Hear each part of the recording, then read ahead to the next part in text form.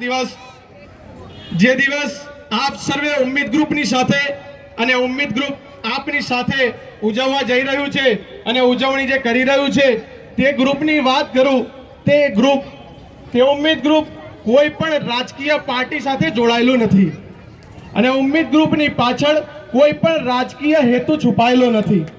તે ફક્ત ને ફક્ત એવા યુવકોનું ગ્રુપ છે જે સમાજ માટે કંઈક કરવું છે, બાળકોના ઉજ્જવળ ભવિષ્ય માટે વિચારવું છે અને માનવતાના ધર્મને વળગી રહી અને આપણા સમાજ માટે કુરબાની આપવી છે તેવા જ યુવકોનું બનેલું આ એક ગ્રુપ છે। હા, હોઈ શકે કે ઉમ્મીદ ગ્રુપ સાથે જોડાયેલો કોઈ વ્યક્તિ રાજકારણ જોડે સંબંધ રાખતો હોય, પરંતુ ઉમ્મીદ ગ્રુપ જે છે એ કોઈ પણ રાજકીય પાર્ટી યા રાજકીય પાર્ટીની જોડે રાજકીય કોઈ વર્ગ જોડે સંબંધ રાખતું નથી।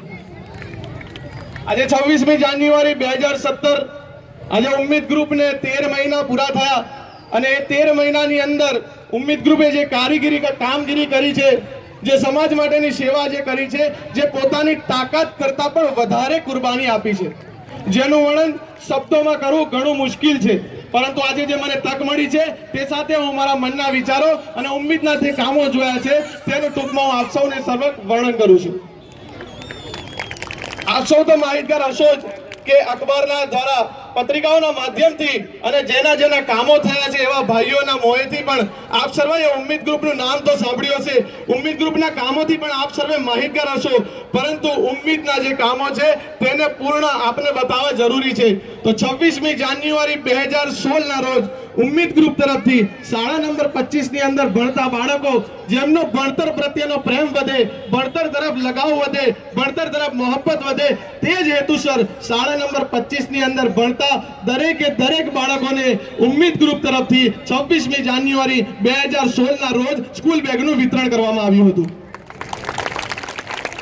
ત્યારબાદ સરકાર દ્વારા લેવાતી પરીક્ષાઓ જે યુવાનો અને યુવતીઓની અંદરથી બેરોજગારી દૂર કરવાના હેતુસર છે, તે સરકાર દ્વારા લેવાતી પરીક્ષાઓની પૂર્વ તૈયારી માટે સરકાર દ્વારા લેવાતી પરીક્ષાઓની અંદર અને સરકારી નોકરીઓની અંદર આપણા સમાજના બેકાર યુવકો અને યુવતીઓને તક મળે, તે જ હેતુસર ઉમ્મીદ ગ્રુપ તરફથી 2016ના શરૂઆતના દિવસોની અંદર મફત તાલીમ વર્ગોની શરૂઆત કરવામાં આવી હતી।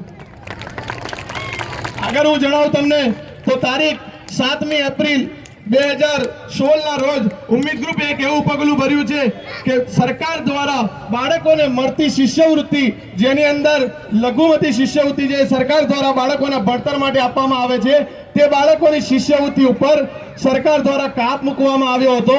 તે કાપને દૂર કરવા માટે 7 એપ્રિલ 2016ના રોજ કલેક્ટરશ્રીને ઉમ્મીદ ગ્રુપે સમાજના અગ્રણીઓની સાથે મળીને આવેદનપત્ર આપ્યું। તારીખ 8 મે 2016 ઉમ્મીદ ગ્રુપે એક સમાજ માટે એક એવું કામ કર્યું કે 8 મે 2016ના રોજ ઉમ્મીદ ગ્રુપે શહેરની અંદર 8 બ્લડ ચેકઅપ કેમ્પ કર્યા, જેની અંદર મફત લોહીની તપાસ કરી અને એ જ તપાસ કેમ્પની અંદરથી એવા યુવકોની ટીમ તૈયાર થઈ કે જરૂરિયાતના આકસ્મિક સમયે જે લોહીની જરૂર પડે છે, જે લોહીની જરૂર પૂરી કરવા માટે જે તે વ્યક્તિ સક્ષમ નથી, તેને લોહીની જરૂરિયાત પૂરી પાડવી, વિના મૂલ્ય પૂરી પાડવી, ફક્ત સેવાના હેતુસર પૂરી પાડવી, એ જ માટે 2000 લોકોએ લોહીની તપાસ કરાવી અને તેની અંદર આપણી જોડે 700 થી વધારે છોકરાઓની એક ટીમ તૈયાર થઈ, જે માનવતાના ધર્મને વળગી રહી, નાત જાતના ભેદભાવ વગર જેને જે સમયે લોહીની જરૂરિયાત પડે છે તે લોહીની જરૂરિયાત પૂરી પાડવા માટેની તાકાત બતાવી। આજે આપની સમક્ષ મને બહુ કહેતા ગર્વ થાય છે અને હું ખૂબ જ ગર્વની સાથે કહું છું કે આ ટીમ જે તૈયાર થઈ તે ટીમનું ખાલી કાગળ પર નિર્માણ નથી થયું, તે ટીમ આજે આપ સૌની સમક્ષ ગર્વની સાથે હું રજૂઆત કરું છું કે 8 મે 2016 થી લઈ અને 31 ડિસેમ્બર 2016 સુધીના 7 મહિનાના સમયગાળાની અંદર ઉમ્મીદ ગ્રુપ તરફથી 500 થી વધારે લોહીની બોટલ જરૂરિયાતવાળાને આપવામાં આવી છે। ત્યારબાદ આપણો આઝાદીનો દિવસ એટલે કે 15મી ઓગસ્ટનો દિવસ જે ઉમ્મીદ ગ્રુપે આપણા શહેરની અંદર મુસ્લિમ વિસ્તારની અંદર આવેલી જ્ઞાનદીપ સ્કૂલ જેની અંદર ઉજવવાનું નક્કી કર્યું અને બાળકોને ભણતર તરફનો પ્રેમ વધે, એક ધગશ જાગે, તે જ હેતુસર જ્ઞાનદીપ શાળાની અંદર ભણતા તાલીમ હાસિલ કરતા 450 છોકરાઓ 450 બાળકોને ઉમ્મીદ ગ્રુપ તરફથી 15મી ઓગસ્ટ 2016 ના રોજ 450 બાળકોને મોજા સહિત સ્કૂલ બૂટનું વિતરણ કરવામાં આવ્યું.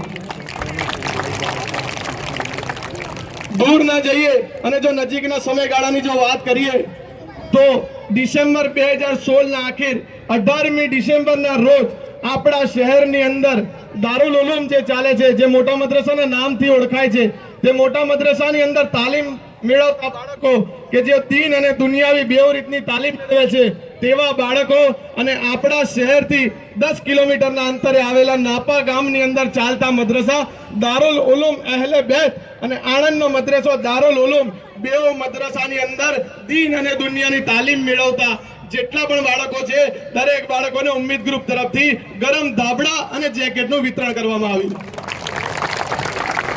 ત્યારબાદ સમય આવ્યો આજનો દિવસ જે આજે આપની સમક્ષ છે. આજના દિવસ પણ ઉમ્મીદ ગ્રુપે અલાણા સ્કૂલને પોતાની જોડે લીધી છે. અલાણા સ્કૂલના ટ્રસ્ટીશ્રીએ અમને બાંહેધરી આપી આજે આપણા પ્રોગ્રામની અંદર સહભાગી થયા અને જે બાળકો આપણા પ્રોગ્રામની અંદર હાજરી આપી રહ્યા છે તે બાળકોને ઉત્સાહને વધારવા માટે, ભણતર તરફના પ્રેમને વધારવા માટે શાળા અલાણાની અંદર 630 બાળકો જે તાલીમ લઈ રહ્યા છે 630 બાળકોને આજે ઉમ્મીદ ગ્રુપ તરફથી ટિફિનનું વિતરણ કરવામાં આવશે. આ તો હતા કે આજ દિવસ સુધીના ઉમ્મીદના કરેલા કામો હતા, પણ હવે ઉમ્મીદ આગળ ઘણા કામો કરવા જઈ રહ્યું છે તેની પણ માહિતી આપવી ઘણી જરૂરી છે. આપ સર્વેના સહકારથી ઉમ્મીદે આટલા કામો પૂરા પાડ્યા છે. આપના સહકારની અપેક્ષા છે. ઉમ્મીદ હવે કંઈક કામ એવું કરવા જઈ રહ્યું છે કે બાળકોનું ઘડતર તૈયાર થાય, બાળકોનો ભણતર તરફનો પ્રેમ વધે, એક ધગશ વધે, એક લગન બને. એટલા જ માટે આ વખતે ઉમ્મીદ ગ્રુપે એવું નક્કી કરેલું છે કે માણસની જે જરૂરિયાતો ઊભી થાય છે, વક્તી જરૂરિયાત હોય છે, વાર્ષિક જરૂરિયાત હોય છે, સાપ્તાહિક જરૂરિયાત હોય છે, રોજિંદી જરૂરિયાત હોય છે, પણ આ જરૂરિયાતો વ્યક્તિની જરૂરિયાતના સમયે પૂર્ણ તો થાય છે, પણ વ્યક્તિ પોતાની જરૂરિયાત પોતાની સાથે કેવી રીતે પૂરું કરે તે ઉમ્મીદ ગ્રુપે વિચાર્યું કે આજે આપણા બાળકો જે જરૂરિયાતના ભોગ બની રહ્યા છે, આપણા બાળકો જે જરૂરિયાતથી વંચિત રહ્યા છે, આપણા બાળકો જે શિક્ષણ તરફથી વંચિત રહ્યા છે, તે બાળક જે આજે જરૂરિયાતનો ભોગ બન્યો છે તે તેનું ભવિષ્ય ન બને, તે જરૂરિયાતનો ભોગ તેનું ભવિષ્ય ન બને, પોતાની જરૂરિયાત પોતાના પગ પર ઊભો રહીને પૂરું કરે. તે જ માટે બાળકની અંદર ભણતર તરફનો પ્રેમ ઊભો કરવો જરૂરી છે, ભણતર તરફની ધગશને ઊભી કરવી જરૂરી છે. અને આ ધગશ ઊભી કરવા માટે સરકાર દ્વારા જે પરીક્ષાઓ લેવામાં આવે છે, બોર્ડની પરીક્ષા, HSC અને SSC ની પરીક્ષા જે લેવામાં આવે છે તેમાં 70% ઉપર ઉત્તીર્ણ થનારા 2017 ની અંદર સરકાર દ્વારા જે પરીક્ષા લેવામાં આવશે તેની અંદર 70% ઉપર ઉત્તીર્ણ થનારા વિદ્યાર્થીઓને ઉમ્મીદ ગ્રુપ તરફથી યોગ્ય ઇનામ આપવામાં આવશે. અને જે ઇનામ એમના ભણતરની અંદર સંપૂર્ણ રીતે ઉપયોગી હશે એ રીતનું ઇનામ આપવામાં આવશે. અને 90% વધારે પાસે ઉત્તીર્ણ થનારા વિદ્યાર્થીઓનું જાહેરમાં ઉમ્મીદ ગ્રુપ તરફથી સન્માન કરવામાં આવશે. ઘણી આનંદની સાથે આજે કહું છું કે આપ સૌએ સહકાર આપ્યો જેથી આજે આ ઉમ્મીદ ગ્રુપ આ જગ્યા પર પહોંચ્યું છે, જાહેર સ્થળોની ઉપર પ્રોગ્રામ કરતું થયું છે, જે આપ સર્વના સહકારથી છે. આપના સહકારની અપેક્ષા છે, આપ સહકાર આપશો એ મને ખાતરી છે. અને આપ સહકાર આપશો તો જ આપણો સમાજ આગળ વધશે, આપણું ભવિષ્ય આગળ વધશે. અને આપણા ભવિષ્યને આગળ વધારવા માટે આપનો સહકાર ખૂબ જ જરૂરી છે. સાક્ષરતા દેશની અંદર લાવીશું, દેશની અંદરથી બેકારીને દૂર કરીશું, દેશની અંદર ગરીબીને દૂર કરીશું. અને ધર્મને વગરનો, જેને કોઈ ધર્મ નથી, એ આતંકવાદ આજે દેશની અંદર જે ફેલાયો છે એ ધર્મ વગરના આતંકવાદને દેશની અંદરથી નાબૂદ કરીશું.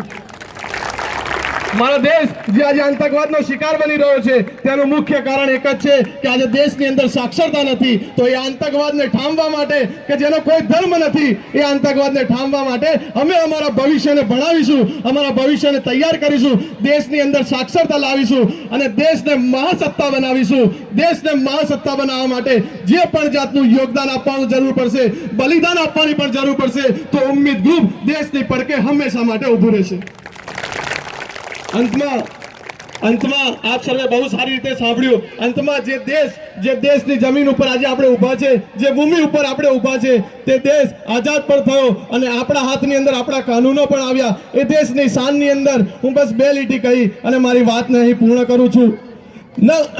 ન મંદિર કો જાનતે હૈ, ન મસ્જિદ કો જાનતે હૈ, न मंदिर को जानते हैं न मस्जिद को जानते हैं, जो भूखे पेट है वो सिर्फ निवाले को जानते हैं। न मंदिर को जानते हैं न मस्जिद को जानते हैं, जो भूखे पेट है वो सिर्फ निवाले को जानते हैं। हमारा यही मिजाज जमाने को खोलता है, हमारा यही मिजाज जमाने को खेलता है कि हमारा चिराग हवाओं के खिलाफ क्यों जलता है। हमारा यही मिजाज जमाने को खेलता है, हमारा चिराग हवाओं के खिलाफ क्यों जलता है। हम अमन के पसंदीदा लोग हैं, हम अमन को पसंद करने वाले लोग हैं। हमारे देश में दंगा रहने दो, लाल हरे रंग में न बांटो हमें, हमारे दिल में तिरंगा रहने दो।